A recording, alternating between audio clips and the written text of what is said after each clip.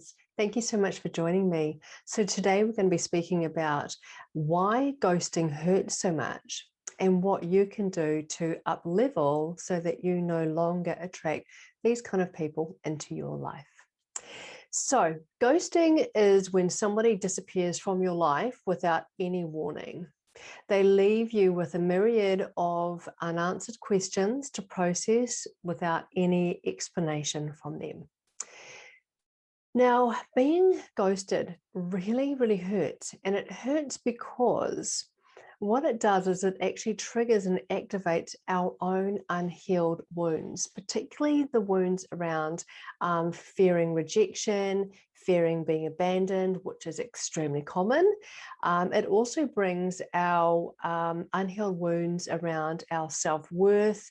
Maybe we have unhealed wounds around not being good enough or being defective in some way, or maybe we have unhealed wounds around not deserving good things to happen. But whatever our unhealed wounds are, many of them will become activated and triggered when we get ghosted. The truth is, though, that being ghosted has absolutely nothing to do with you most of the time, but a lot of the times it has an awful lot to do with the other person and their own unhealed wounds, as well as their lack of emotional integrity and emotional maturity. So, in most cases, both you and the other party will have an unhealed abandonment wound, and oftentimes this is actually one of the reasons you've been actually drawn together, because our unhealed wounds are highly magnetic. That's right. So whatever unhealed wounds we have will be magnetic and will be drawing to you other people who have very similar or the same unhealed wounds. But what I tend to see through my practice is that our wounds often manifest differently. So for you, your unhealed abandonment wound may well manifest by causing you to become quite anxious, and it might cause you to want to overattach, or it might cause you to become quite clingy and even sometimes almost quite panicky if somebody pulls away from you.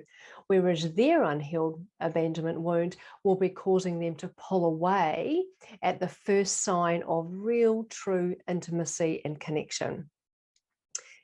So, bearing that in mind, if you are finding yourself in a situation where you've been ghosted, more than once or twice, or you tend to attract emotionally unavailable partners, this is a very, very strong indicator that you do have an unhealed emotional abandonment wound.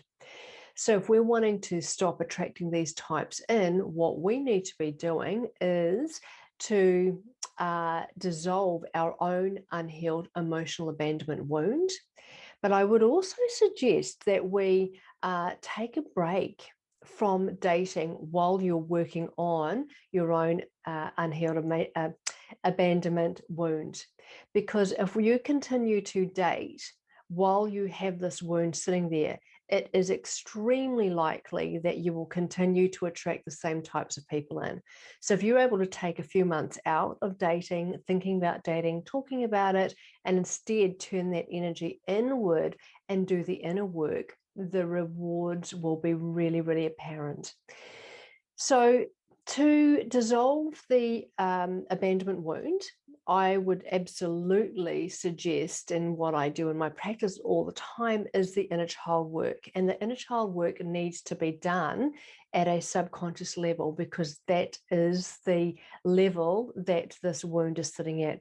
If you don't go deep enough, you'll tend to only scratch the surface and you won't fully dissolve the emotional abandonment wound.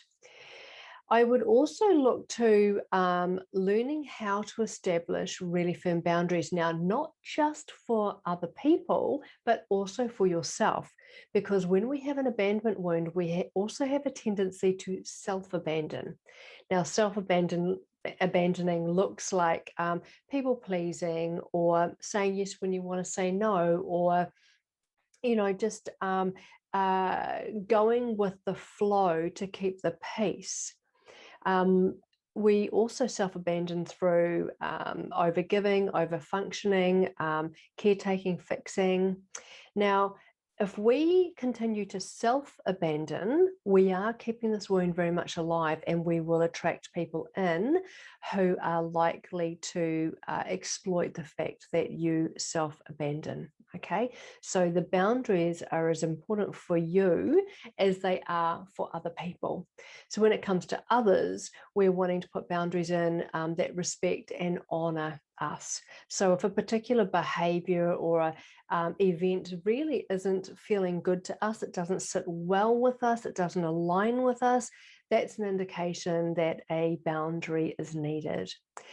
Now, if you're needing a little bit of help with this, I've got some healings here on YouTube, but I also offer the Dissolving Codependency course, which goes into a lot of these wounds and also into boundaries in a really comprehensive way. Now, if you found this really useful, I really appreciate if you hit the subscribe button, and feel free to share with somebody that you know who may have been through this, so that they can actually up level and not have to go through this again. Okay, my loves, look, thank you so much for being here, and this has been offered to you with love and blessings. Mwah.